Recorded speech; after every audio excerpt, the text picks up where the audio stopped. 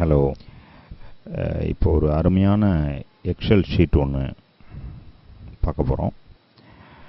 இந்த எக்ஸல் சார்ட்டில் என்னன்னாக்கா ஸ்கூல் அட்டெண்டன்ஸ், அதாவது ஒரு 30 ஸ்டூடெண்ட் படிக்கக்கூடிய ஒரு ஸ்கூலில் ஒரு கிளாஸில் எப்படி அட்டெண்டன்ஸ் பண்ணுறது, அந்த அட்டெண்டன்ஸில் எத்தனை நாளைக்கு எத்தனை மாணவன் கரெக்டாக வந்திருக்கிறான், யார் யார் வரலை, எத்தனை பர்சன்டேஜ் வரலை, அந்த மாணவனுக்கு என்ன ஒப்பீனியன், அதாவது good boy, bad boy, or very bad or very good, இப்படி கொடுக்குறது எப்படி. இதை நம்ம ஒரு எக்ஸல் ஷீட்டாக செஞ்சு ஒரு முறை நம்ம ஷீட்டு செஞ்சு வச்சுக்கிட்டோம்னாக்கா அதை காப்பி பண்ணி அடுத்தடுத்த வரக்கூடிய மாதங்களுக்கு போட்டுக்கிட்டே போகலாம். ஒவ்வொரு முறையும் நம்ம அதை செய்ய வேண்டிய அவசியம் இல்லை. ஓகே, நம்ம என்ன இதில் பண்ண முடியும், என்ன பண்ணியிருக்கோன்னு சொல்லிட்டு பார்ப்போம். இப்போ பார்த்தீங்கன்னாக்கா மேலே நேம் ஆஃப் த ஷீட் அட்டெண்டன்ஸ்னு வச்சுருக்கேன். தென் நேம், ஸ்டேட்டஸ், டோட்டல் டே, டோட்டல் ப்ரெசன்ட், எத்தனை பர்சன்டேஜ் ப்ரெசன்ட் பண்ணியிருக்காங்க, அதாவது ஒரு டேட்டும் கிழமையும் போட்டிருக்கிறோம். இந்த இடத்துல நேமுக்கு நேராக நேமு, அவங்களுடைய ஸ்டேட்டஸ் கவனிங்க. ஒரு பாய் வெரி குட்டு, ஒரு பாய் பேடு, ஒரு பாய் வெரி குட்டு, ஒரு பாய் பேடு. இது எதை வச்சு இது பேடு இதுன்னு ஆட்டோமேட்டிக்காக கண்ட்ரோல் பண்ணுதுனாக்கா, அதாவது 23 நாள் கிளாஸ் நடந்திருக்கு, இந்த பையன் 23 நாளும் வந்திருக்கான், ஸோ அவன் வெரி குட். இவன் 23 நாள் கிளாஸ் நடந்திருக்கு, இந்த பையன் 17 நாள் தான் வந்திருக்கான், ஸோ பேடு. அடுத்தது பார்த்தீங்கன்னாக்கா இந்த பையன் வெரி பேடு, அதாவது 17 நாள் கிளாஸ் நடந்திருக்கு, 6 நாள் தான் வந்திருக்கான், ஸோ வெரி பேட். இது எதை வச்சு நம்ம வெரி பேட் வெரி குட்னு கண்டுபிடிக்கிறோன்னா, என்ன பர்சன்டேஜ் கொடுத்தா என்ன சொல்லணும் அப்படிங்கிறத நம்ம ஒரு இடத்துல சொல்லி வச்சிடணும். உதாரணத்துக்கு 0லேருந்து 70% வரைக்கும் வெரி பேடு, 70% பேடு, 85% வரைக்கும் நார்மல், 95% வரைக்கும் வந்துட்டானா குட், 100% ஸ்கூலுக்கு வந்துட்டானா அவன் வெரி குட்னு நான் பிரிச்சிருக்கேன். இப்போ ஒரு சின்ன எக்ஸாம்பிள் பண்ணி கேட்குறேன். 70ங்கிறத நம்ம இங்கே 50 கூட 60 கூட மாற்றிக்கலாம். இப்போ 60 மாற்றும் போது சில மாணவங்களுடைய ஸ்டேட்டஸ் மேலே ஆட்டோமேட்டிக்காக மாறும். நீங்கள் பார்க்கலாம், இந்த மாணவனோட ஸ்டேட்டஸ் மாறிச்சு. இப்போ ரிவர்ஸ் போய் காட்டுறேன். இப்போ வெரி பேடுன்னு இருந்தவன், அதாவது முதல்ல 70% கொடுத்துருக்கும் போது வெரி பேடுன்னு இருந்தான். காரணம் என்னென்னா 17 நாள் கிளாஸில் 11 நாள் மட்டும் வந்திருந்ததுனால அவன் 65% ரீச் பண்ணியிருக்கிறதுனால வெரி பேட் காட்டுச்சு. இப்போ நான் அதை 60ன்னு மாற்றினேன்.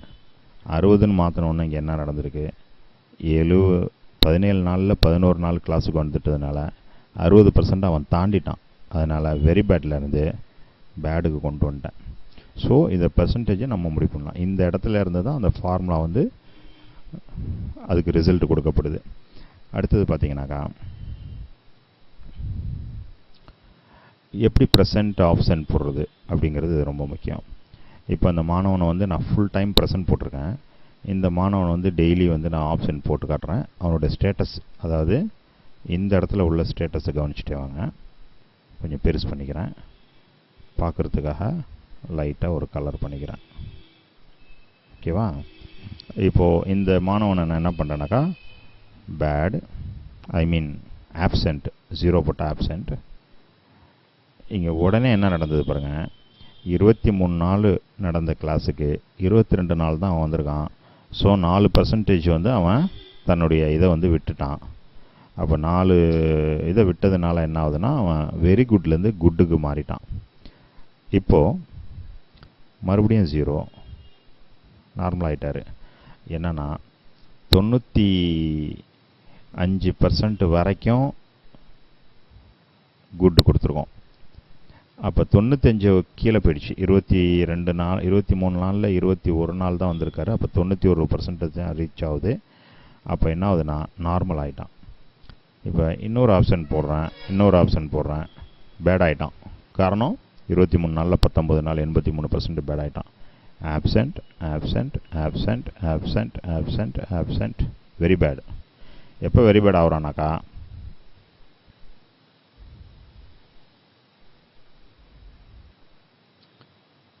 ஓகே, எப்போ வெரி பேட் ஆகுறான்னா 60% நம்ம பேடுக்கு 60 விட்டு கீழே இறங்கினா அவர் அதாவது வெரி பேட் ஆகிடுறாரு. 60 வரைக்கும் பேடில் இருக்கிறாரு. இப்போ 61% அந்த பையன் இருக்கான். அதாவது 23 நாள் கிளாஸில் 14 நாள் வந்திருக்கான். ஸோ இன்னொரு ஆப்ஷன் அவனுக்கு கொடுத்தோம்னா அவன் வெரி பேடுக்கு வந்துடுவான். இதுமாரி தான் அத்தனை ஸ்டூடெண்ட்டுக்கும் வந்து இந்த சேட் ஒர்க் அவுட் பண்ணும். இந்த சேட்டை செய்கிறது எப்படின்னு பார்ப்போம். அதுதான் இதில் முக்கியமான விஷயம். இப்போது சில விஷயத்தை நான் காப்பி பண்ணி போட்டுக்கிறேன், சில விஷயத்தை உங்களுக்கு நான் ஃபார்முலா எழுதி காட்டுறேன். இப்போ வந்து இந்த ஃபஸ்ட் லைனில் இருக்கக்கூடிய அட்டெண்டன்ஸ், நேம், ஸ்டேட்டஸ், டோட்டல் டே, டோட்டல் ப்ரெசன்ட், பர்சன்டேஜ், இதில் வந்து ஃபார்முலா எதுவுமே கிடையாது. இது ஜஸ்ட்டு கையால் எழுதுனது, கலர் பண்ணது. இது ஜஸ்ட்டு கையால் எழுதுனது, கலர் பண்ணது. அப்போ கையால் எழுதுனது, கலர் பண்ணதை மட்டும் நான் வந்து எடுத்து போட்டேன். இப்போது இந்த ஷீட் இதுவும் கையால் எழுதுனது. அதாவது இந்த பிளாக் லைன் போட்டுட்டு செலக்ட் பண்ணிவிட்டு பிளாக் லைன்ஸ் போட்டுட்டு கையால் எழுதியிருக்கிறோம். அதனால் இதை நான் காப்பி பண்ணிட்டேன். எங்கெங்கெல்லாம் ஃபார்முலா பயன்படுத்தியிருக்கோம் அதை நான் செஞ்சு காட்ட போகிறேன்.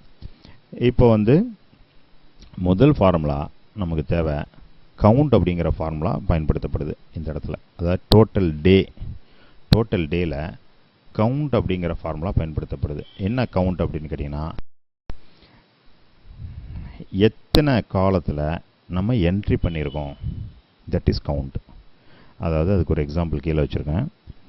1 2 3 4 5 6 7 காலத்தில் நம்பர் எழுதியிருக்கேன். இங்கே கவுண்ட் ரிசல்ட் கேட்டிருக்கேன். என்ன சொல்லுது? 7 காலத்தையும் நம்ம நம்பரால் யூஸ் பண்ணியிருக்கோம். ஆனால் இதே வந்து இங்கே ஒரு எழுத்தை யூஸ் பண்ணியிருந்தீங்கன்னா கவுண்ட் மிஸ் ஆகும். ஏன்னா கவுண்டிங் ஃபார் ஒன்லி நம்பர்ஸ். அப்போ 7 காலத்துலேயும் நான் வந்து நம்பர்ஸ் போட்டிருக்கிறதுனால கவுண்ட் பண்ணியிருக்கேன். அந்த கவுண்ட்டை தான் இங்கே பண்ணுறேன். அப்போ 23 நாள் ஸ்கூல் நடக்குதுன்னா ஒன்று பையன் வர்றானா வரலையோ, ஒன்று ப்ரெசண்ட்டுக்கு 1 போடுவோம், அப்படி இல்லைன்னு சொன்னால் ஆப்சண்ட்டுக்கு 0 போடுவோம். ஸோ 23 காலத்தையும் நம்ம ஃபில்லப் பண்ணுறோம். That is count. அடுத்தது பார்த்தீங்கன்னா இங்கே பாருங்கள், இங்கே ரிசல்ட் வந்து சம் பண்ணியிருக்கேன். சம்முக்கு என்ன அர்த்தம்னாக்கா, ஒரு நிமிஷம்,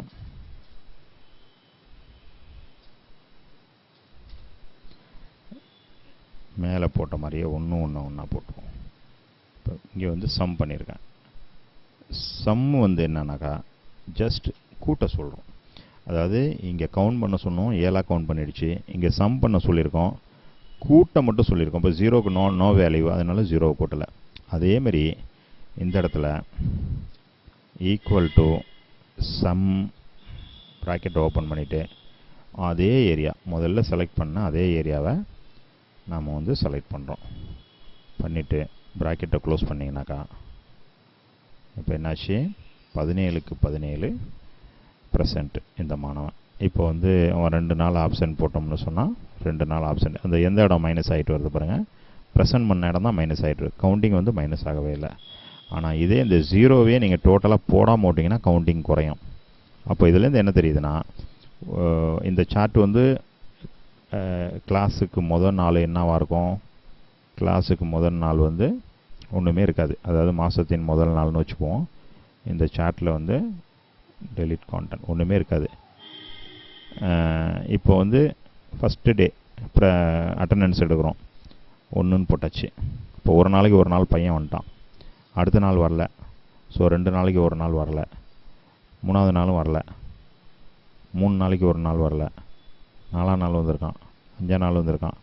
ஸோ 5ஆம் நாளுங்கிறது எதை கவுண்ட் பண்ணிட்டு வருது, எத்தனை நாள் ப்ரெசென்ட் பண்ணிட்டு வராங்கிறது எதை கவுண்ட் பண்ணிட்டு வருது. ஸோ ஃபார்முலா ரொம்ப ரொம்ப ரொம்ப ரொம்ப ஈஸியாக ஃபங்க்ஷன் பண்ணுது. இப்போ எல்லா மாணவனுக்கும் இந்த ஃபார்முலா போகணுங்கிறதுக்கு எழுதிட்டு இருக்க தேவையில்ல. இப்படி இந்த ப்ளஸ் குறியை வச்சு இழுத்திங்கன்னா காப்பி அண்ட் பேஸ்ட்டுன்ற அர்த்தம். அதாவது ட்ராக் அண்ட் ட்ராப்னு சொல்லுவாங்க. காப்பி அண்ட் பேஸ்ட் பண்ணியாச்சு. அடுத்தது பர்சன்டேஜ் கொண்டு வந்திருக்கேன். What is percentage? இப்போ இங்கே பாருங்கள், இதை அப்படியே காப்பி பண்ணிவிட்டு அங்கே போயிட்டு உங்களுக்கு சொல்கிறேன். ஓகே, பர்சன்டேஜ் கொண்டு வந்திருக்கேன். என்ன பர்சன்டேஜ் இங்கே வந்திருக்குனாக்கா,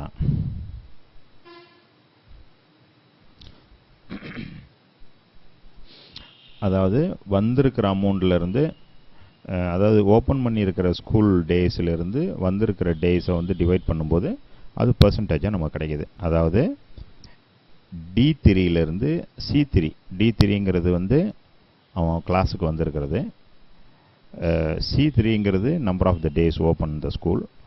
அப்போ இது ரெண்டையும் டிவைட் பண்ணும்போது நமக்கு பர்சன்டேஜ் கிடைக்கிது. ஓகே, பர்சன்டேஜ் கிடச்சிடுச்சு 0.75 அப்படின்னு. இதை எப்படி பர்சன்டேஜாக நம்ம பார்க்குறது அப்படின்னாக்கா, ஜஸ்ட் அதில் கர்சர் வச்சுக்கிட்டு நம்ம போயிட்டு பர்சன்டேஜ் கிளிக் பண்ணிங்கன்னா 75% உங்களுக்கு இங்கே காட்டிடும்.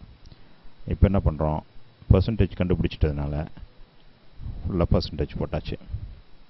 ஓகே, இப்போ என்னென்ன விஷயம் முடிஞ்சு, 3 விஷயம் முடிஞ்சு. இவன் நார்மலாக பேடா எக்ஸட்ரா இந்த விஷயம் உங்களுக்கு தெரிஞ்சாகணும்.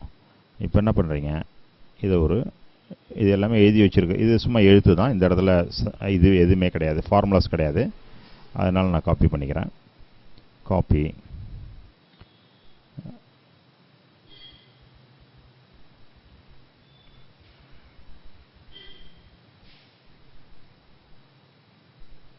பேஸ்ட். இப்போ பாருங்கள், இந்த இடத்துல இஃப்ங்கிற ஒரு ஃபார்முலா நம்ம VLOOKUPனு ஒரு ஃபார்முலா பயன்படுத்தியிருக்கோம். என்ன VLOOKUP அப்படின்னு பார்த்தீங்கன்னாக்கா,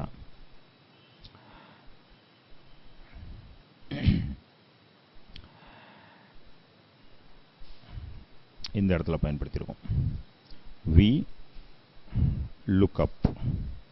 அந்த VLOOKUPோட வேலை என்னன்னா, எந்த வேல்யூவில் இருந்து ஒரு விஷயத்தை நீங்கள் வந்து ஃபாலோ பண்ணணும் அப்படின்னு பார்த்தா, இந்த வேல்யூவில் இருந்து தான் அவனை வந்து பேடா குட்டா அப்படிங்கிறத வந்து நீங்கள் முடிவு பண்ண போகிறீங்க. ஈக்குவல் டு போட விட்டாச்சு. ஈக்குவல் டு போடலன்னா அது ஃபார்முலாவே கிடையாது எக்ஸலில் பொறுத்த வரைக்கும். VLOOKUPுடைய வேல்யூ வந்து இந்த வேல்யூவில் இருந்து தான் அவனை குட்டா பேடான்னு முடிவு பண்ண போகிறீங்க. பட் எப்படி இருந்தால் முடிவு பண்ண போகிறீங்க, தட் இஸ் டேபிள் அரேன்னு சொல்லுவாங்க. இந்த ஏரியாவிலேருந்து இந்த ஏரியா பண்ணிவிட்டு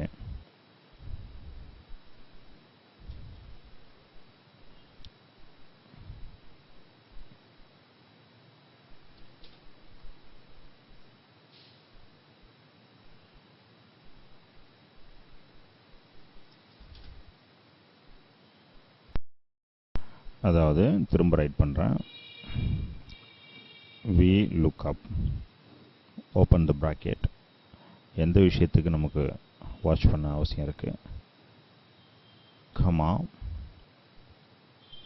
இந்த ஏரியா 6, 8, 10 கட்டத்தில் இருக்க அந்த ஏரியாவை அப்படியே செலக்ட் பண்ணணும். Comma 2, close the bracket. இப்போ அந்த பையன் பேடுன்னு வந்துடுச்சு. இப்போ இதுக்கு என்ன அர்த்தம், இந்த ஃபார்முலாக்கு அர்த்தம் என்னன்னு கேட்டிங்கனாக்கா, VLOOKUP அதாவது இந்த E3ங்கிற விஷயத்தை பார்த்து அந்த 75% இருந்தாக்கா எங்கேருந்து ரிசல்ட் எடுத்துகிட்டு வரணுமோ அங்கேருந்து ரிசல்ட் எடுத்துகிட்டு வா அப்படின்னு சொல்கிறது தான் இதோட வேலை. அப்போது இந்த ஏரியாவில் போய் இந்த 2 அடித்ததுக்கு மீனிங் என்னென்னா, செலக்ட் பண்ணப்பட்ட ஏரியாவில் செகண்ட் காலத்தில் ஒரு ரிசல்ட் எனக்கு வரணும் அப்படின்னு சொல்லிட்டு நாங்கள் சொல்கிறோம். அதுக்கு தான் அந்த 2ங்கிறதுக்கு வந்து மீனிங் வந்து அங்கே வருது. இப்போ பேடு வந்துடுச்சு. இப்போ இதை அப்படியே நீங்கள் இழுத்து விட்டீங்கன்னு சொன்னால், ஓகே, இந்த கன்ஃபியூஷன் எதனால் வருது, இது ஒரு முக்கியமான விஷயம். இப்போது இந்த இடத்துல நான் ஃபார்முலா இழுத்து விட்டேன், ஒரு தப்பு நடக்கலை. இந்த இடத்துல ஃபார்முலா இழுத்து விட்டேன், ஒரு தப்பு நடக்கலை. இங்கேயும் ஒரு தப்பு நடக்கலை. இங்கே இழுத்து விடும்போது மட்டும் ஏன் தவறுதுன்னு கேட்டிங்கனாக்கா, இங்கே நம்ம கொடுத்த கமெண்ட்ஸ் வந்து இந்த ஏரியாவுக்கு உள்ளது. அப்போ இதோடைய ஏரியா வந்து பக்கத்துலேயே இருக்குது. இதோடைய கமெண்ட் வந்து இங்கே உள்ளது. அப்போ அந்தந்த லைனுக்கு நேராக அதோடைய ரிசல்ட் வந்து அந்தந்த லைனுக்கு நேராக நம்ம கேட்டிருக்கோம். அந்தந்த லைனுக்கு நேராக கேட்டதுனால உங்களுக்கு ப்ராப்ளம்ஸ் எதுவும் வரல. ஆனால் இங்கே பார்த்தீங்கன்னா அதுக்கு நேருக்கு நேராக இதை நம்ம எழுதியிருந்தால் ரொம்ப யோசித்து எழுதணும். எழுதியிருந்தால் அதோடைய ரிசல்ட் கொடுத்துருக்கோம். இப்போ நம்ம சம்மந்தம் இல்லாத இடத்துல எழுதியிருக்கிறதுனால அது கொடுக்கல. அது கொடுக்க வைக்கணும் அப்படின்னா என்ன பண்ணணுன்னாக்கா, இந்த கமாக்கு பிறகு டாலர் சிம்பல், ஏக்கு முன்னாடி ஒரு டாலர் சிம்பல், அந்த நம்பருக்கு முன்னாடி ஒரு டாலர் சிம்பல்,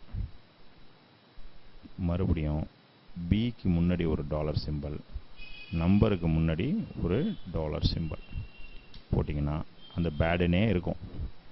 இப்போ நீங்கள் இழுத்து விட்டு பாருங்கள். ஸோ அந்த ஃபார்முலா அந்த லைனுக்கு அதாவது அந்த லைனுக்கு நேராக இல்லாத பட்சத்தில் என்ன பண்ணணும்னா அடுத்தடுத்த காலத்தில் போய் தேடும். இப்போ உதாரணத்துக்கு முதல் கட்டத்தில் இதுலேருந்து இது வரைக்கும் தேட சொல்லிட்டோம். ரெண்டாவது கட்டத்தில் போய் இதுலேருந்து இது வரைக்கும் தேடி பார்க்கும். மூணாவது கட்டம் இதுலேருந்து இது வரைக்கும் தேடி பார்க்கும். அப்போ 5வது கட்டம் வரைக்கும் போனோன்னே என்ன பண்ணால் இங்கே போய் அதை தேடும் நம்பரை. இப்போ 10வது கட்டம் வந்தோடனே இங்கே போய் தேடும். இங்கே நம்ம எழுதி வச்சுருக்கோமா? இல்லை. அப்போ என்ன ஆகுன்னு கேட்டிங்கன்னா அது ஃபார்முலா இல்லை. அதை பொறுத்த வரைக்கும் எரர். இப்போ பார்த்திங்கன்னா இந்த இடத்துல சொன்ன எல்லா விஷயத்தையும் நம்ம இங்கே சொல்லிட்டோம். இது ரொம்ப பியூட்டிஃபுல் அட்டெண்டன்ஸ் சார்ட்டு. இதை வந்து நம்ம எங்கேயுமே காப்பி பண்ணலை. நம்ம ஸ்கூலுக்காக டிசைன் பண்ணி இது நாமளே செஞ்ச ஒரு அட்டெண்டன்ஸ் சார்ட்டு. இது ரொம்ப வந்து பயன்படும்னு சொல்லிட்டு நாங்கள் நம்புகிறோம். இப்போ இதை டெலீட் பண்ணிவிட்டு இப்போ நீங்கள் ஃபஸ்ட்டு டே தான் ஸ்கூல் ஆரம்பிக்க போகிறீங்கன்னா இப்போ இங்கே இதெல்லாம் எரர் கிடையாது, எதுவும் வேல்யூ இல்லைன்னு சொல்லுது, நோ வேல்யூ மாதிரி. இப்போ ஃபஸ்ட்டு பார்ட்டி வந்திருக்கான்.